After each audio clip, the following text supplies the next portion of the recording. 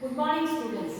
Last time हमने chapter number 10 जो एक पोएम थी, फोक सॉन्ग था, जिसका नाम था आला लीला, वो मेरे को लगता है शायद आपने पोएम भी लर्न कर ली होगी और साथ में क्वेश्चन आंसर्स भी कर लिए होंगे। हमारा नेक्स्ट चैप्टर है चैप्टर नंबर 11, एक जादुई पत्रनी वार्ता। इनके जो राइटर हैं उनका नाम है डॉक्टर रतिलाल बोरीसागर। ये जो है इन्होंने क्या किया है कि एक जो मतलब काल्पनिक यानी इमेजिनरी एक स्टोरी बनाई है और वो स्टोरी के अंदर जितना भी हास्य यानी कि कॉमेडी हो सके उसको बनाने की कोशिश की है। वो डॉक्टर रतिलाल बोरीसागर है, बेसिकली कहाँ के हैं, अमरेली डिस्ट्रिक्ट का एक गांव है जिसका नाम है सावरकुंडला, वहाँ के रहने वाले हैं।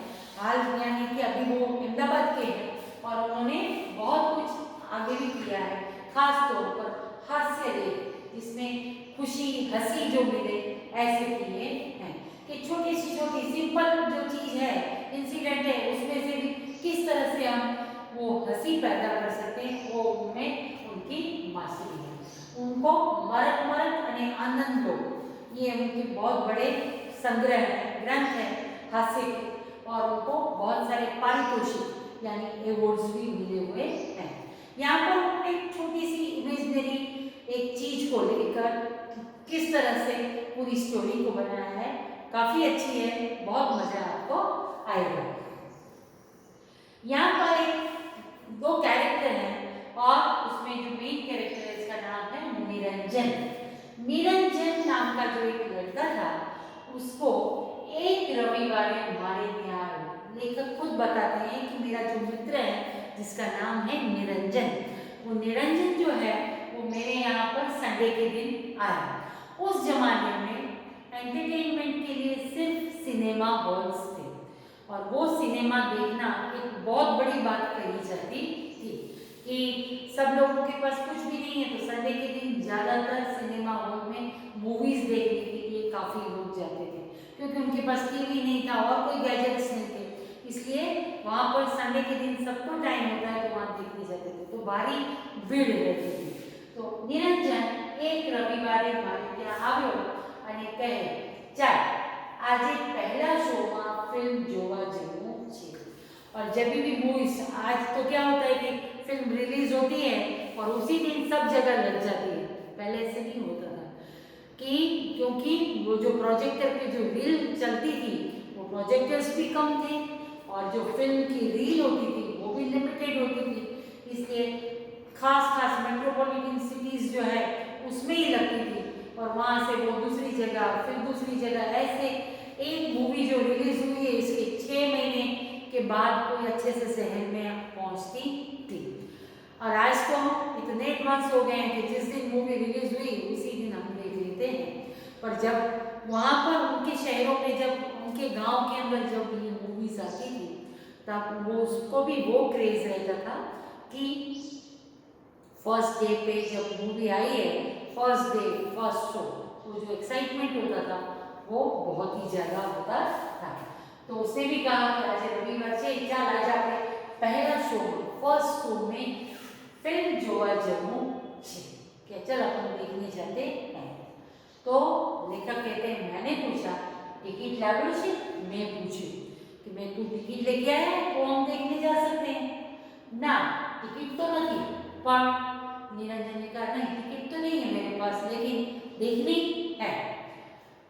तो टिकट न हो तो आज रविवार फिल्म જોવાની વાત પણ કેવી રીતે થઈ શકે, एक तो संडे और ऊपर से विदाउट टिकट हम भला कैसे जा सकते हैं, क्योंकि पता ही है कि पहले से ही लोगों ने टिकट लेके रखी हो संडे के लिए, और ऐसे समय पर टिकट लेके अगर हमको जाना है, विदाउट टिकट जाना है तो वो पॉसिबल ही नहीं है।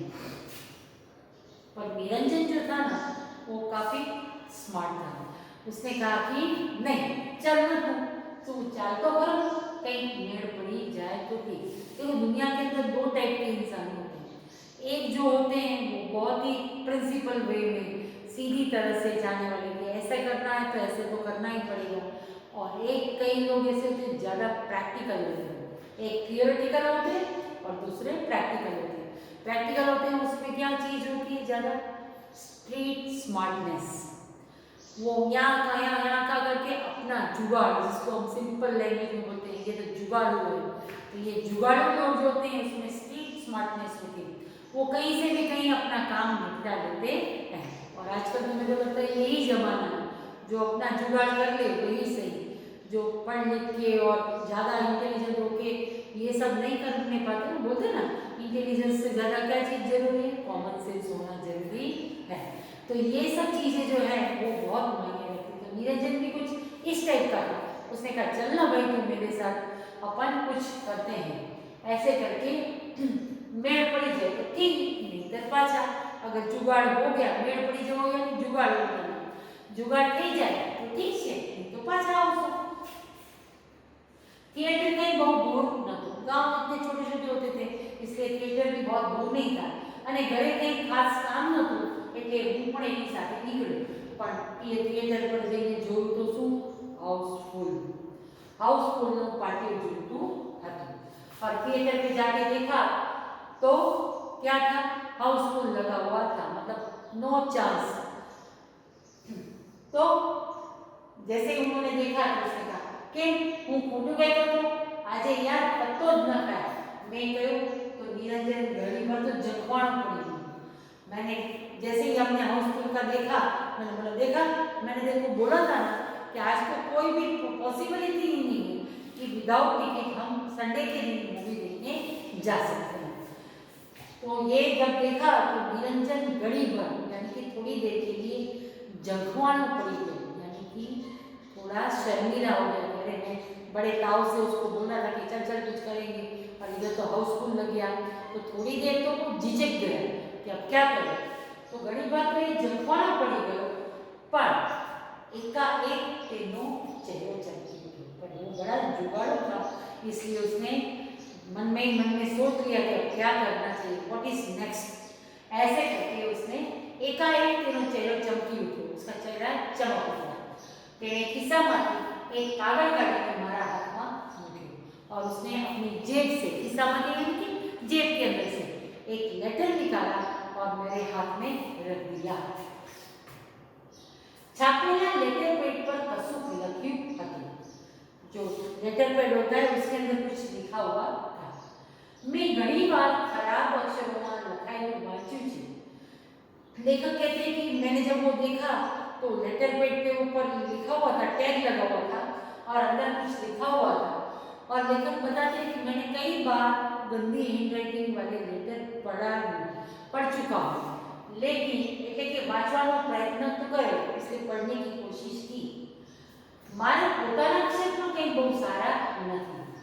लेखक बताते हैं कि मेरी हैंडराइटिंग भी इतनी अच्छी नहीं है, इसलिए मैं यूज्ड हूँ कि मैं और भी कई ऐसे लेटर में पढ़ सकता हूँ, पर आ पत्रना अक्षरों जेवा खराब अक्षरों ने आज સુધી जिंदगीમાં ક્યારે જોયા નથી। पर ये लेटर के अंदर जो लिखा हुआ था ना, इम्पॉसिबल, शायद जिंदगी में मैंने कभी भी लेखक बताते हैं कि ऐसी गंदी हैंडराइटिंग मैंने देखी नहीं। क्योंकि राइटिंग जो है आप डॉक्टर्स की भी देखते हैं, उसको कौन पढ़ सकता है, खाली फार्मासिस्ट पढ़ सकते हैं, कि उसके बाद मेडिकल स्टोर वाला होता है उसको जरा सा देख के पता चल जाता है कि ये डॉक्टर ने कौन सी दवाई लिखी हुई है। इसी तरह से लेखक बताते हैं कि मैंने भी ऐसी राइटिंग्स पढ़ी है, लेकिन ये जो था वो तो बहुत ही मुश्किल था। पत्रना अक्षरों जेवा खराब अक्षरों में आज સુધી ક્યારે જોયા નતા। જેમ સુલેખનની હરીફાઈઓ થાય છે તેમ જો કુલેખનની હરીફાઈઓ જાય तो आ अक्षरों लखनारो ज्यां सुधी एमां भाग ले त्यां सुधी बीजा कोईने इनाम ज मळे नहीं। यहाँ पर बताया है कि जिस तरह से सुलेखन यानी गुड हैंडराइटिंग की कंपटीशन होती है, ऐसे ही सु का ऑपोजिट कु, सुलेखन कुलेखन। तो अगर गंदे अक्षरों की कंपटीशन की आप कितने गंदे अक्षर कर सकते हैं, ऐसी अगर कंपटीशन रखी जाए तो जब तक ये लिखने वाला बंदा पार्ट लेगा तब तक किसी की ताकत नहीं है कि वो दूसरा कोई उसमें जीत सके। मतलब इतनी गंदी हैंडराइटिंग होती। तो एमां ज्यां सुधी भाग ले ने त्यां सुधी बीजा कोईने इनाम मळे ज नहीं। इतनी खराब हैंडराइटिंग थी। खराब अक्षरोમાં લખાયેલા પત્રોમાં લખાણ કદાચ પૂરેપૂરું ન ઉતરે તે બને અને જરા પણ ન ઉતરે એવું પણ બને कि कई बार गंदी हैंडराइटिंग होती है तो हम थोड़ा बहुत पढ़ने की कोशिश करते हैं, कुछ समझ में आता है, कुछ समझ में नहीं आता है, तो ऐसा भी होता है। परंतु आ पत्र तो एवो हतो कि पहले तो ए ज समझातो नतुं कि आ कई भाषामां लखेलो छे, कि हम कुछ कुछ वर्ड्स को नहीं समझ पाते हैं, कुछ समझ में आता है, ऐसी भी राइटिंग होती है।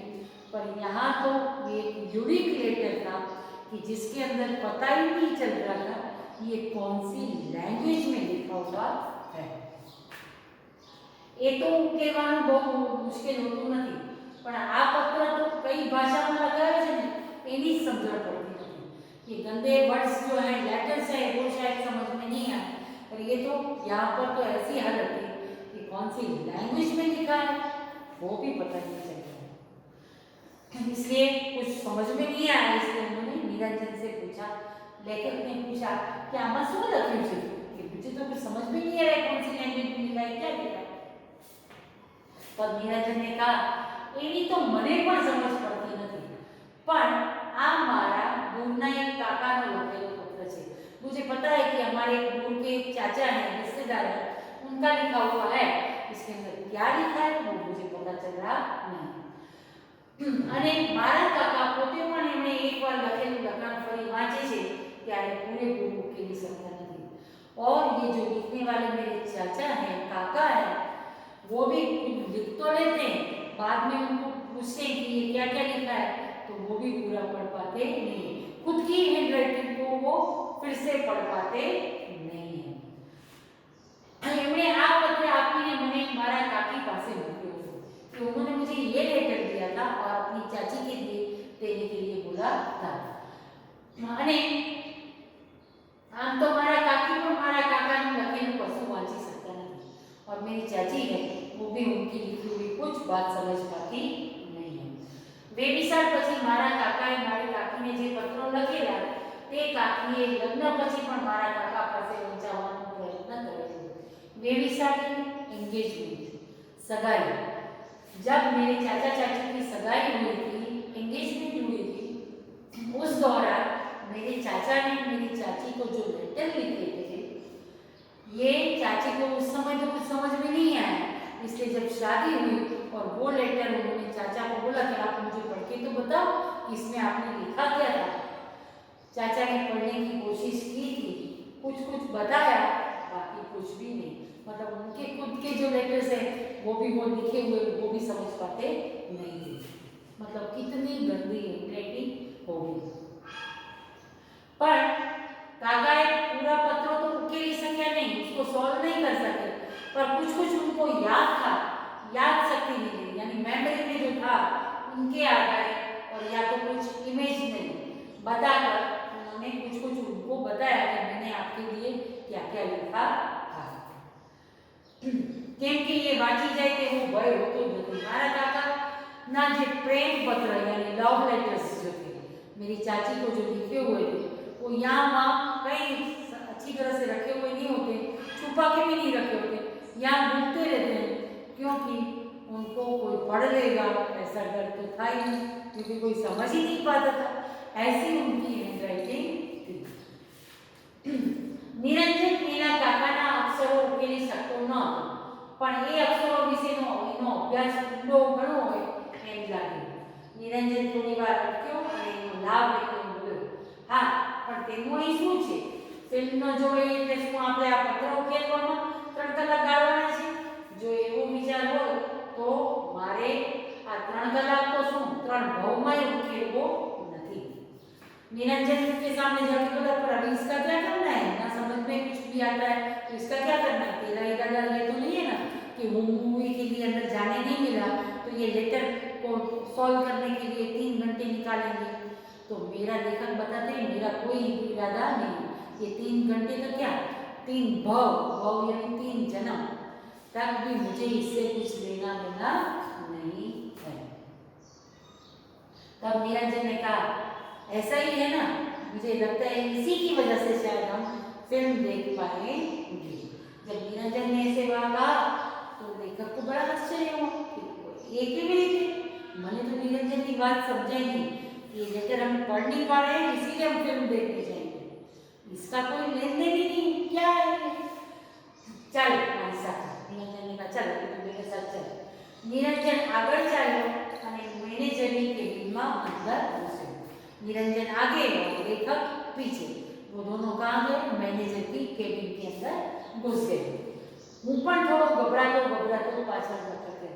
लेखक जो है वो भी थोड़ा हेजिटेट हो रहे थे और वो भी उनके पीछे पीछे गए, क्योंकि टिकट है नहीं और मूवी देखने का कोई चांस नहीं है, ऐसे में मैनेजर की केबिन में जाके क्या करेंगे? निरंजने शांतिथी ये पत्र मैनेजरना हाथमां मूक्यो। मैनेजरे पत्र उखेल्यो અને અંદરનું લખાણ જોઈ स्तब्ध बनी निरंजन सामे जोई रह्या।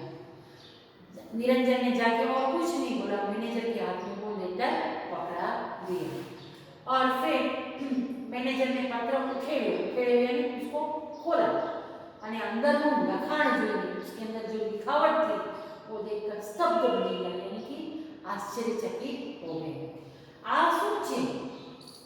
फिर से वही सनातन प्रश्न, सनातन यानी हर बार पूछा जाने वाला, जो हमेशा से एक ही तरह का रहता है उसको कहा जाता है, जेने आपणे बदली न सकीए तेवुं એટલે એને सनातन कहेवाय।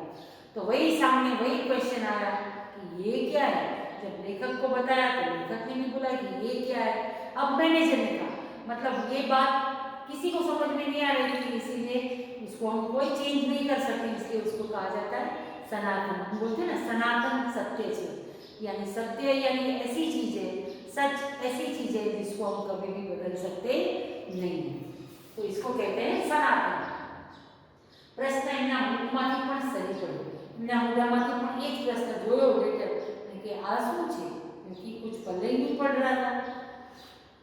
तब निरंजन ने बड़े स्मार्टली कहा वेद साहेब नो पत्र छे। उनके जो चाचा थे उनकी सरनेम थी वेद, तो वेद साहेब नो पत्र छे। निरंजन ने अत्यंत गंभीरता से कही, ऐसे कहते हैं ना लागे तो तीर नहीं तो तुको, कि लग जाए तो लग जाए नहीं तो नहीं। इसी तरह से थोड़ा माहौल भी क्रिएट किया और निरंजन एकदम सीरियसली कहने लगा कि ये वेद साहब का लिखा हुआ लेटर है। वेद साहब ऐसे करके वो सोचने लगा कि वेद साहब नाम सुना हुआ था पर याद नहीं आ रहा था। मैनेजर ने उठान पड़ी नहीं कि उनको कुछ जानकारी नहीं मिली कि वेद साहब को पत्र में तो શું થયું नहीं, लेटर पढ़ो तो कुछ समझ में नहीं आ रहा था, એટલે એ સહેજ મૂંઝાઈ ગયા, थोड़े कंफ्यूज हो गए।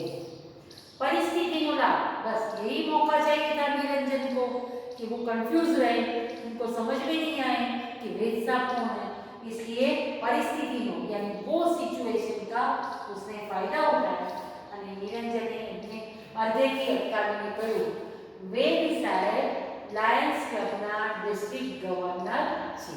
कि वेद साहब को नहीं जानते आप, वो लायंस क्लब के डिस्ट्रिक्ट गवर्नर है।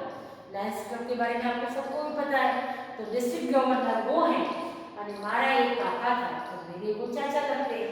એમણે કહ્યું છે કે મેનેજર સાહેબને આ પત્ર આપશો એટલે એ બંને મિત્રો માટે ફિલ્મ જોવાની વ્યવસ્થા કરી આપશે।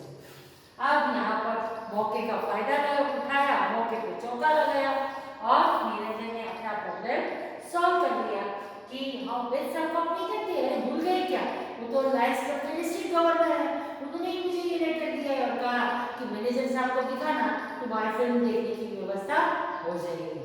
और इस तरह से निरंजन ने वो लेटर पकड़ाया और अपने टिकट का बंदोबस्त कर लिया। अब मैनेजर जो है काफी कंफ्यूज था, दिक भूत थे गए, यानी भूत जैसे बन गए, न तो लेटर में समझ में आ रहा है और अचानक से लायंस क्लब के डिस्ट्रिक्ट गवर्नर ये दोनों लड़कों के लिए टिकट के लिए मुझे क्यों बोलेंगे, वो थोड़ा कंफ्यूजन था, दिक भूत थे गया, यानी कि एकदम स्टेच्यू की तरह खड़े हो गए। घड़ी पत्र सामने जुए, घड़ी हमारी सामने जुए, थोड़ी देर लेटर के सामने देख रहे थे कि इसमें कुछ समझ में आ जाए, थोड़ी देर बच्चों के सामने देख रहे थे। एने चश्मा कांच पर 2-3 बार साफ करी है कि शायद मेरे ग्लासेस में कुछ है और साफ करके देखा પણ કંઈ વળ્યું નહીં, कुछ समझ में आया नहीं। એટલે એને નિરંજનને કહ્યું, તમે तो जानो છો कि આજનો शो हाउसफुल છે। उसने कहा कि सही बात है, तो भेजा होगा आपको मूवी देखने के लिए, लेकिन આજનો शो तो हाउसफुल છે, आज तो बिल्कुल भी जगह नहीं। हाँ साहब, निरंजने ठाउकाई की। अब उसको लगा कि एक निशान पे लग गया है, એટલે ठाउकाई की बड़े भट्ट से, बड़े रौब से कहा कि हाँ साहब, कहीं नहीं, હું કાકાને કહી દઈશ। डर किसका दिखाया? चाचा का, वेद साहब का दिखाया कि हाँ ठीक है।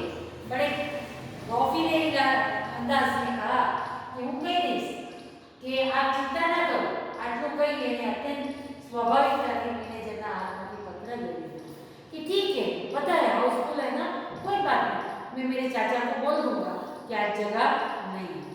अब मैनेजर बेचारा बड़ी विचारमा पड़ गया, उनको पूरा डर लगा कि अगर किसी ने मेरे लिए ये रेफरेंस लेटर भेजा है तो खराब भी लगेगा कि मैंने उनका काम किया नहीं। विचारमा पड़ गया। आवा विकट प्रश्न, विकट यानी बहुत ही मुश्किल प्रश्न सामनो करवा एमनी आज दिवस सुधीनी कारकिर्दी यानी उनके करियर में, उनको आज तक के करियर में कभी भी ऐसा मुश्किल क्वेश्चन आया नहीं था, कोई ऐसी मुश्किल सिचुएशन आई नहीं थी। एमना चेहरा पर स्पष्ट जनातु और वो उनके चेहरे से साफ नजर आ रहा था कि नहीं होगा, कि अब क्या करूं, इनको जाने दूं कि इनको कहाँ बिठाऊं, ये क्वेश्चन उनके दिमाग में घूम रहा था। अब एट लास्ट कुछ सॉल्यूशन तो निकालना है, नहीं तो वो वेद साहब को बताएगा तो मेरा बहुत बुरा लगेगा, खराब लगेगा। इसलिए उसने कहा कि और कोई ऑप्शन ही नहीं, इसलिए उन्होंने क्या कहा, उभा हूँ तमारा माथे बे एक्स्ट्रा चेयर मंगाऊँ कि जगह तो है नहीं, सीट जितनी है इतनी हाउसफुल है, तो अब मैं क्या करता हूँ, 2 एक्स्ट्रा चेयर मंगवाता हूँ। और इसीलिए उन्होंने बेल मारी और प्यून को बुलाया और कहा कि जाओ बालकनी में 2 ये एक्स्ट्रा चेयर लगा के इन दोनों को बिठा दो। બંને ભાઈઓને ત્યાં બેસવાની વ્યવસ્થા કરી હતી। પ્યુન ने कहा जी साहब, અને પટાવાળો એમને બંનેને લઈને ચાલ્યો। પ્યુન जो है वो दोनों को लेके चला। निरंजन तो बड़े रौब में था, लेकिन लेखक बताते हैं तो स्तब्ध बनी गई। क्या क्या उसने तुक्का लगाया है कि एक्स्ट्रा चेयर लगवा के मुझे मूवी दिखाने लेके आया। हूँ तो स्तब्ध बनी गई। निरंजन ટીકડી હતો। ટીકડી का मतलब क्या होता है? मजाकियो। मजाकियो बीजाने बजाववाना, दूसरों को परेशान करने की उसके पास बहुत सारे नुस्खा यानी ट्रिक्स होती थी, पर आज नु साहस यानी आज का उसका जो एडवेंचर था वो अप्रतिम હતું, अल्टीमेट था। हमें अंदर बैठा है कि निरंजने जैसे हम चेयर पे जाके एक्स्ट्रा चेयर मंगवा के बालकनी में बैठने का मिला, तो जैसे हम वहाँ जाके बैठे तो निरंजन ने मेरे सामने विजय स्मित का मतलब क्या होता है? Victory smile.